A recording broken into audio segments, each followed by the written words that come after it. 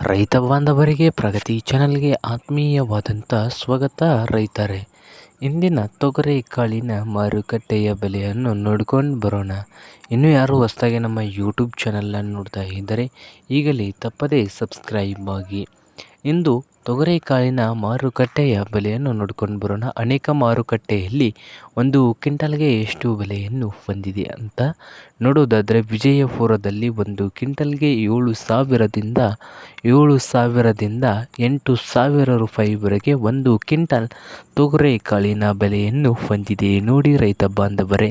ಹಾಗೆ ಮತ್ತೊಂದು ಮಾರುಕಟ್ಟೆ ಆದಂಥ ರಾಯಚೂರದಲ್ಲಿ ನೋಡೋದಾದರೆ 6,000ದಿಂದ 8,200, 6,000ದಿಂದ 8,200 ರೂಪಾಯಿವರೆಗೆ ರಾಯಚೂರು ಮಾರುಕಟ್ಟೆಯಲ್ಲಿ ಒಂದು ಕ್ವಿಂಟಲ್ ತೊಗರಿ ಕಾಳಿನ ಬೆಲೆಯನ್ನು ಹೊಂದಿದೆ.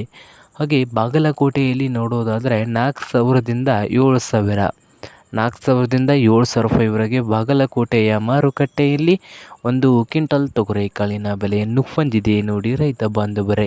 ಹಾಗೆ ಸೋಲಾಪುರದಲ್ಲಿ ನೋಡೋದಾದರೆ ಒಂದು ಕ್ವಿಂಟಲ್ಗೆ 7,000ದಿಂದ 7,900, 7,000ದಿಂದ 7,900 ಸೋಲಾಪುರ ಮಾರುಕಟ್ಟೆಯಲ್ಲಿ ಒಂದು ಕ್ವಿಂಟಲ್ ತೊಗರಿ ಕಾಳಿನ ಬೆಲೆಯನ್ನು ಹೊಂದಿದೆ.